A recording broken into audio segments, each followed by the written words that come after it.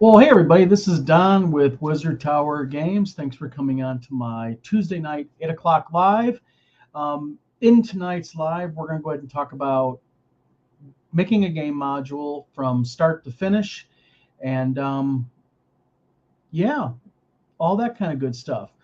But a little bit of housekeeping at the very beginning, as my good friend Tom Vrolt will say on his Tabletop Taproom channel, is a little housekeeping first. First of all, if you'd go ahead and subscribe to my channel, that would help me a ton. I'm trying to get to 200 subs. I know it's not a lot of subs, but you know what? It's a mile marker for me to get 200. So if you go ahead and subscribe, share my channel, that'd be greatly appreciated. Along with that, as you can see in the live chat, I have a individual um, called Just Dude has showed up. He says, I plan on being here and being honest. I hope you hold on for the ride. Just Dude, I got a drink. My dog's laying at my feet. I'm here for the ride.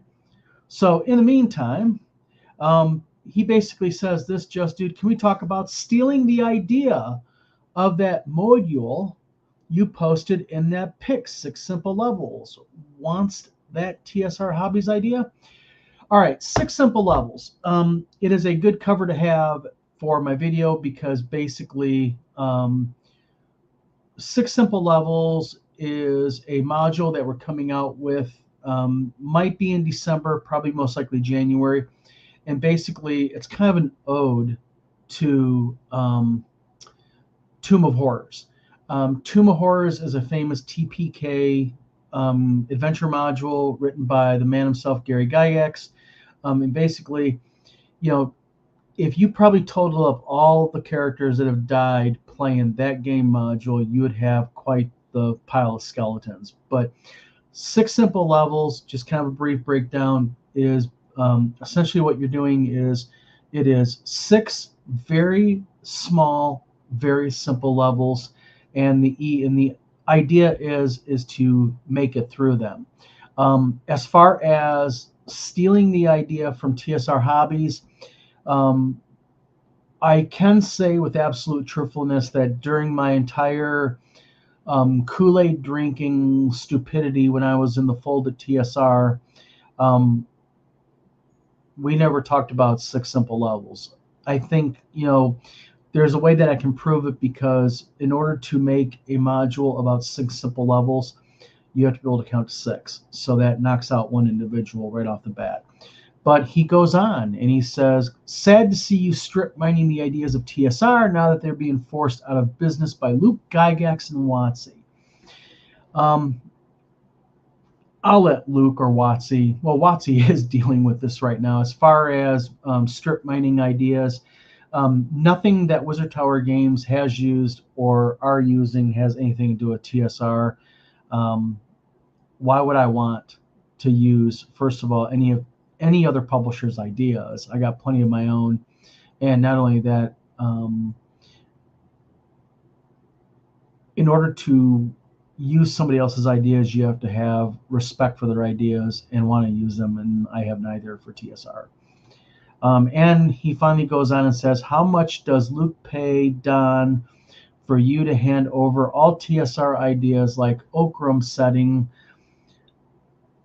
that was designed and made by TSR? Did you take it from their server, Don, and give it to Luke? How much did he pay? Um, Eric Tenkar shared a link with me. Hey, Eric, if you're watching this, it did not show up in here. I'm actually going to post the link at the end of this video. Okram's been in development for many, many years by Luke, and it is an excellent setting. A lot of work has went into it. A lot of blood, sweat, and tears have went into that. And I'm sorry, but I don't see TSR putting much blood, sweat, tears into anything. Unless you're suing somebody, then they're really all for it. But um, I'm not going to really go into any more detail about that. The idea that I am somehow strip mining the server of TSR and giving those great ideas to everybody else so they can use them is dumb. Because actually, if I was doing that, why would I give it to Luke? Why wouldn't I just use it myself? any rate. Eric, thank you for being in the live real quick. I appreciate it, and also appreciate sending that info over. I'll make sure I post that. Hope Rach is doing okay and all that good stuff. Victor Dorso, my friend. How you doing, buddy? Yeah, Just Dude is here. I'm waiting for him to go ahead and comment. And Just Dude, just to let you know, I'm not going to delete your comments. You're free to comment and show basically you being the ass that you are. Can't wait to hear more skating information about Don and his legal trouble. Sigh. Vic, don't give Just Dude any of my secrets, man. It's like my millions I got stashed away. You know what I mean? The Bahamas, you know? And Eric, yeah, links get blocked. I'll go ahead and I'll post it in the comments section after the live. Basically, what Eric has done, Eric was good enough to provide a link that talked about the development of Volcrum that's been going on. Eric, what is it now? A decade now plus. Luke is not in here, so Luke, I can't comment. Maybe if Luke shows up, he can comment. But I know it's been around for a really, really long time. All right, let's get past TSR. Let's get past Just Dude. He's here to cause problems, and let's talk about the core good stuff. And that is, let's talk about the subject at hand. That is making a game module. Making a game module is not as simple as a lot of people think.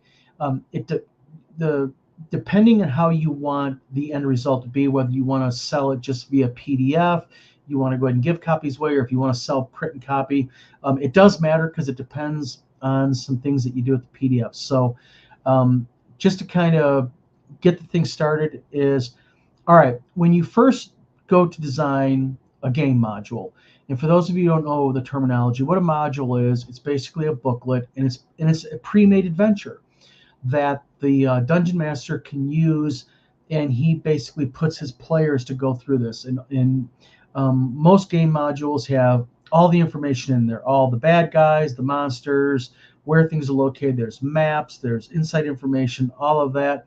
And you can go to DriveThruRPG and you can look at a lot of different people's modules on there. There's a lot of talented men and women on there that put out some really good product.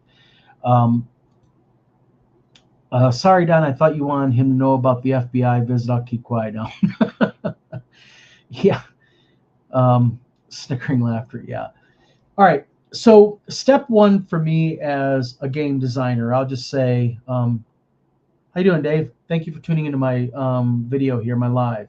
And David Floor has a couple modules under his belt, and he could probably do a lot of commenting here because Dave is a talented game designer, and he knows a lot about what I'm getting ready to talk about. But everybody does a little bit differently. And how I usually approach a adventure module is the first thing I do is, besides subject matter, let's just say you want to do, whether it be fantasy, sci-fi, modern, whatever, I determine whether or not I want to do it, whether I'm going to sell it in print or whether I'm going to sell it in PDF only or a mixture of both.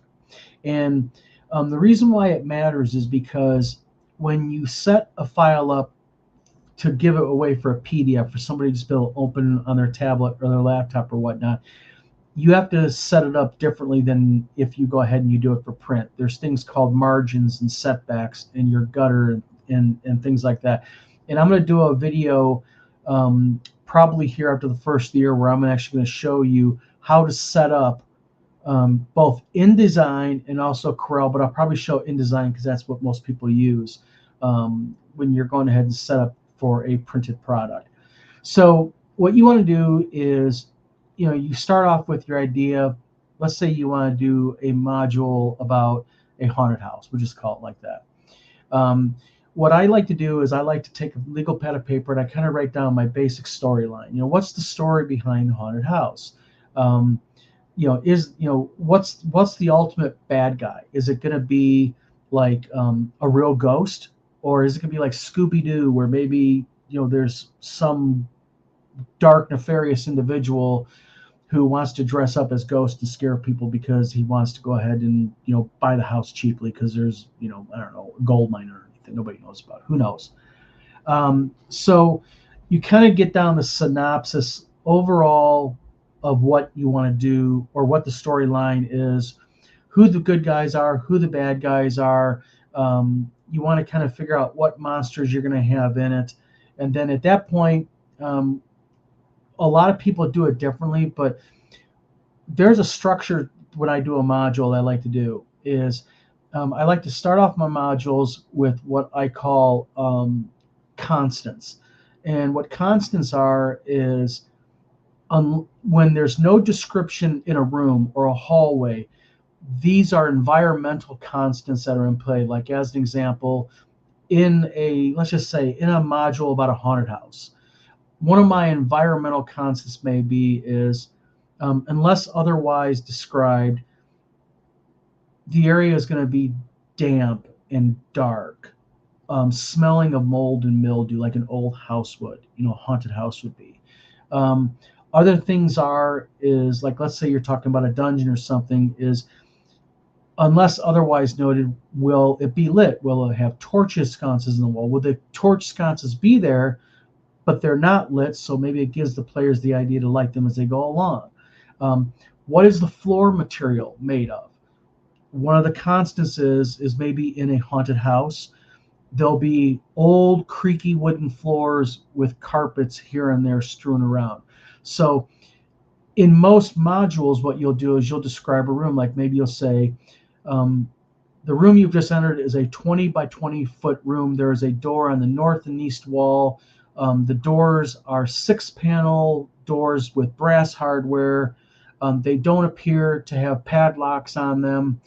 The room has a bed in the southeast corner with a table in the middle of the room, and on the table there appears to be a piece of paper. You've just given the players a lot of information, and depending on your players, and also depending as you as a GM, the creator of the module, you can maybe put things in there that maybe help them later on down the line. So you have your idea that you start off with. Then you have the good, the bad, the ugly, as I like to call it. So monsters, characters, who are they going to run into when they're in it? Formatting is the worst part about printing. Vic brought up a really good point, and that is when you are setting up for printing, you have to worry about formatting.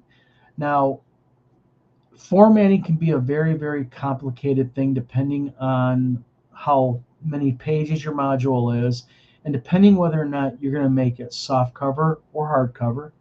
But also what comes into play is you have to understand what kind of printing are you going to do. You can do a thing called saddle stitching, which is the most common way that you can make modules. I saddle stitch my modules. You can do what they call perfect binding. What perfect binding is, it's where the pages actually go into a channel and there's glue, and they kind of get all glued up, and it's got the square edge, like you ever see like novels, like books that are soft cover and they got that real sharp square edge. Those are called perfect bound. If you're going to go ahead and you're going to do things like hardcover binding, you have to be very careful, because the way hardcover binding happens, you have to have extra room in what they call the gutter, which is when you have a book opened up, this middle part is called the gutter. Goes in, like when you have a book open, it kind of goes into the middle of the book. That's your gutter. You got to be really careful about how the gutter lays in the book.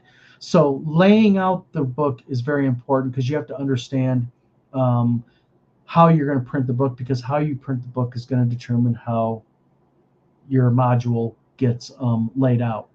For those of you who want to and have not done it before, and you want to get into things like making your own books and maybe setting them for PDF or whatnot, and you don't want to spend the money on something like Corel or Adobe, you can get free programs online. There's a lot of free programs online that you can utilize, like GIMP and programs like that.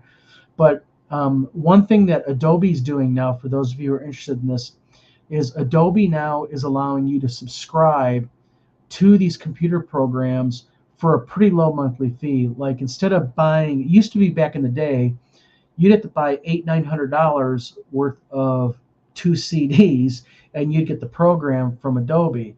Now you can, for like $20 a month, get InDesign. And I'm not sure what David Floor uses, or what Vic Dorso uses, but if you're on a budget, you can get a program like InDesign, which is a really good program for laying things out, and you can get it for like $22 a month. That's a pretty good deal. And they do that with everything. They do that with Photoshop also, and they have like packs you can buy. Like you can buy a creator pack where you have Photoshop, like CS6, wherever it is up now, InDesign and stuff like that. Um, David Flores says uses InDesign CS6. This is a real interesting thing, and actually, me and Dave is kind of like went back and forth a little bit on Twitter sometimes about this. Is Dave uses InDesign. InDesign is made by Adobe, and that's an industry standard. Just to let you know. But I use a lot. I have InDesign because I subscribe to it, but I use Corel. Now, Corel back in the day used to be a really, really crappy program to use. Now Corel, um, now Corel is really switched on. I mean, and I'm going to actually use I'll probably show Corel too, along with InDesign when I show my how to lay out a book in one of my videos. OpenOffice or LibreOffice, those are really good editing software. They do you can actually do layout really well in those. But the nice thing about InDesign, and InDesign has one step above Corel in one way, and that is InDesign was actually made to lay out books and printed material. So they took the core material for Adobe, or Adobe took the core idea of, I need a program to lay out books and manuals, and they made InDesign out of it. Whereas Corel, I use a thing called Corel Draw, and I can really get into and really get, I can get into not only the layout, but I can also on the fly create vector graphics. I can manipulate graphics on the fly with Corel Draw.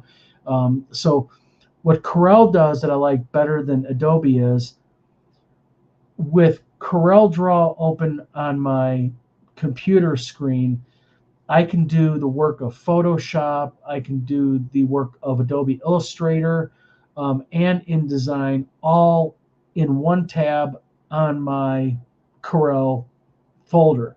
Now, one thing that I like about Adobe InDesign that Corel has but doesn't do it as good as Adobe, and that is your layers. So like with InDesign, you got all your layers right there. You can pull them, you can turn them off, turn them on. You can do that with Corel, but it's not as smooth.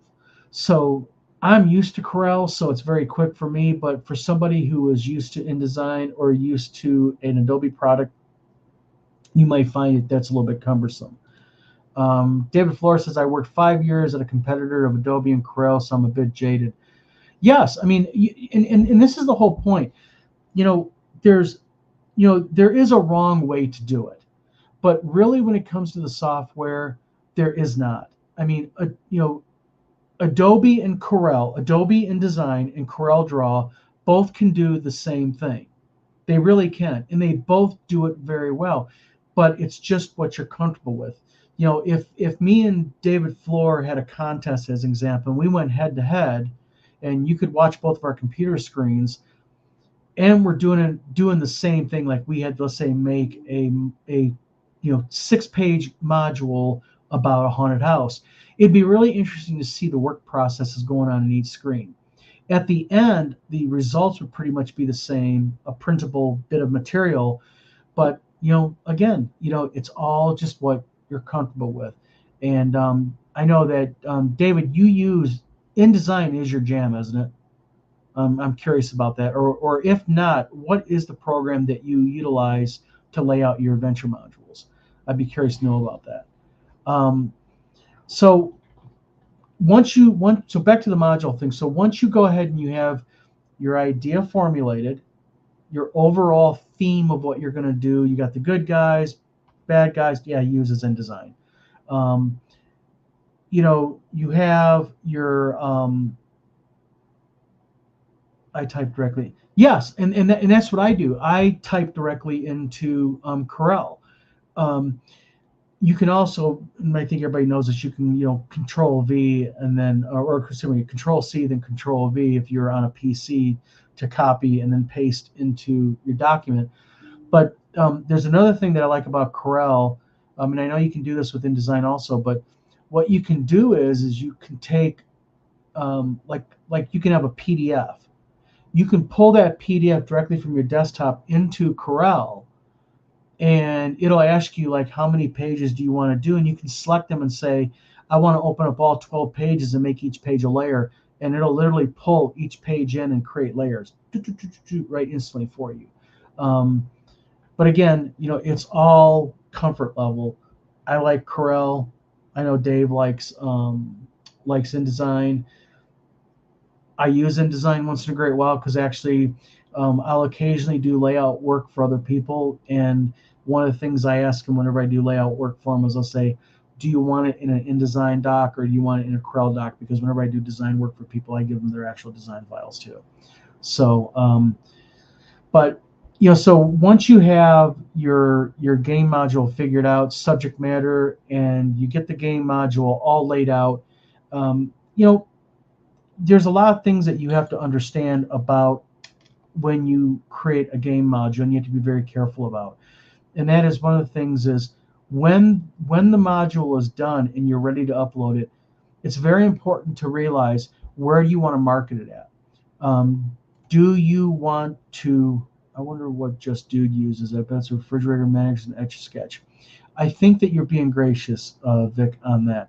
I was thinking more cardstock and Crayola crayons, but he uses his own stuff. Who knows? So you have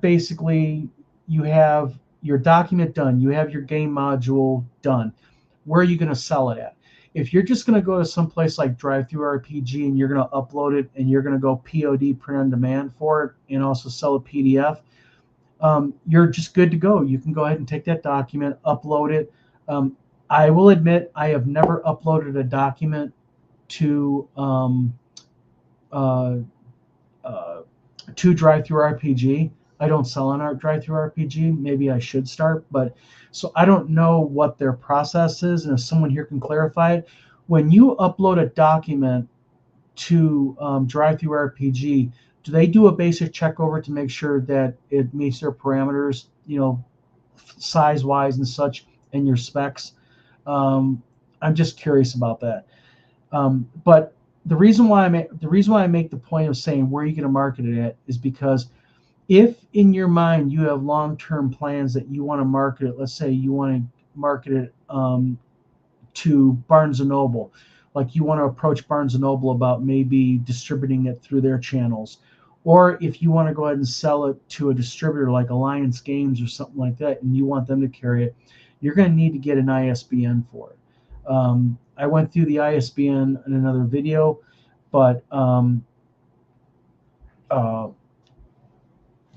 basically what you do is when you get an ISBN from a place called My Identifiers Boker, and you have to have a barcode. And the reason why places like Barnes & Noble and Alliance Games and other large game distributors require a barcode is because they utilize the barcode, number one, to track your games. So your barcode is a unique 13-digit number, and they identify your the ISBN identifies who the publisher is and what the game product is.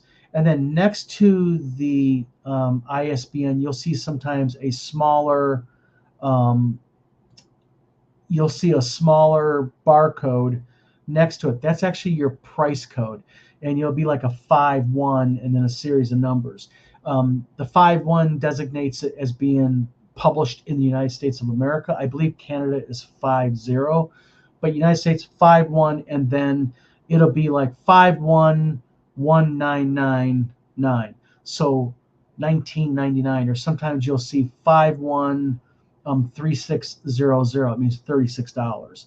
So The ISBN, which has a whole bunch of information, but also the smaller one designates price. And you really need to think about that when you go to sell a module. In fact, it is vitally important long-term plans, because let's say you upload it to DriveThruRPG, and all of a sudden it just takes off, in a place like Alliance Games or another large publisher approaches you and says, we want to carry your book. One of the first things they're going to ask you is, what is your ISBN number? And because they enter that into the back end of Bowker, because as a publisher we have access to the back end databases, and we can look at and see all the information on your book, including when was it published, how many variants is there, what printing are you in now, all of that good stuff.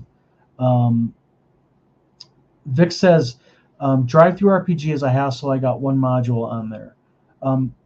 Vic, maybe me and you can one day do a video together. I'd really like to ask you about why is it a hassle. David Flores says, digital downloads and printable PDFs are separate. It's not the same PDF. Very true. And that's actually, Dave brings up a really good point here, is that, and again, we go back to what I was talking about earlier about you need to figure out how you're going to lay the book out when you figure out how you want to sell it, because David is right. The way that you format a PDF that you're just going to have for digital download that people can just print on their own or utilize on their tablets or laptops is very different than if you're setting it up for print, because when you set up a game module for print, you have to understand that it's going to look really, if you're not used to it, it's going to look really weird on the screen, because it's going to look like they got like really huge margins on the side. And especially when you get towards the middle of the book, a really massive margin. Those are there on purpose, because what happens is when they print that, they have to cut it down.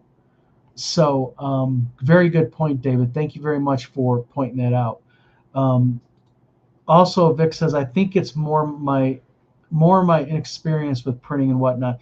And again, that also can come into play. I mean, I admit that when I first got into designing out and laying out books, one of the things that used to throw me was, and I actually made a really bad, I hate to admit this on camera, but many years ago I made a mistake, because I formatted a hardcover book, but I formatted it for softcover. So I was printing hardcover, but I formatted it for softcover, and the people that I was having print my books, basically, they didn't check it. You upload it. If it was upside down with black dots, they would print it. And I ordered like 100 hardcover books, but they're formatted for soft, and they just looked really bad. It was one of those life lessons that you learn that cost you some cash. And as we all know, that if it's going to cost you a lot of money, and it cost me a lot of money, you tend to learn a little bit more about that. Vic also says, I think it's, oh, okay, you said that again. No problem.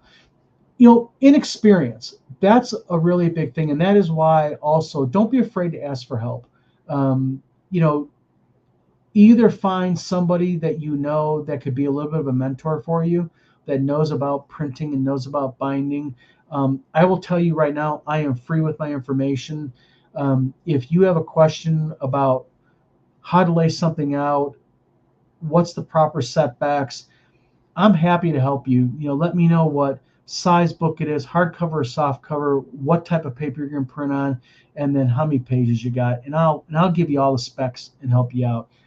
I really think that as a publisher, even if you're another publisher and you want my help, I'll be happy to help you out and let you know the specs that you need, because I really believe that having petty tribalism between publishers is bad for, not only bad for the publishers, but it's bad for the industry as a whole. Yes, David Floor and Vic Dorso, they make games. Yes, they design games. So yes, they're competitors of mine. But why wouldn't I want to help them if they need help? I mean, why not? And I think that's another important point to make with this video, is that, we as a collective group in the last couple of years have experienced what it's like to have a very disruptive individual in our publishing world. And sadly, he and his company that he created is a really good example of not only what not to do, but also what can happen when you have an individual come in and they're divisive, and they're not interested in helping out their fellow designers and printers and publishers. Um, it is really easy, I think, to have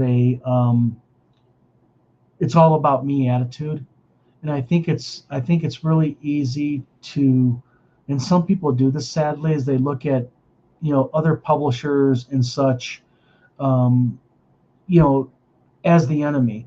I don't. I you know I consider Jim Wampler a good friend of mine. Jim owns and runs Mud Puppy Games. And one thing that really struck me about Jim Wampler was back when I first met Jim is when I met Tim Kask. And I remember my first phone call with Jim Wampler, and he was so helpful. And he's like, "You want to do a Kickstarter?" And yeah. And he's like, "Well, let me give you some advice." And he really took time with me. And he really stepped up as a mentor for me. And you know, Jim Wampler exemplifies what I think all publishers should be eventually and become, and that is, be free with your knowledge, be free with your help, you know, um, and just be a decent human being. And if you do that, then I think that karma will visit you in positive ways. Bid Vic says maybe David John should call you for his vomit-filled trash. You know, sadly, there are, again, people like Dave Johnson. It's sad that you have an individual, and I'm going to defend Dave Johnson in one way, and I need a drink for this.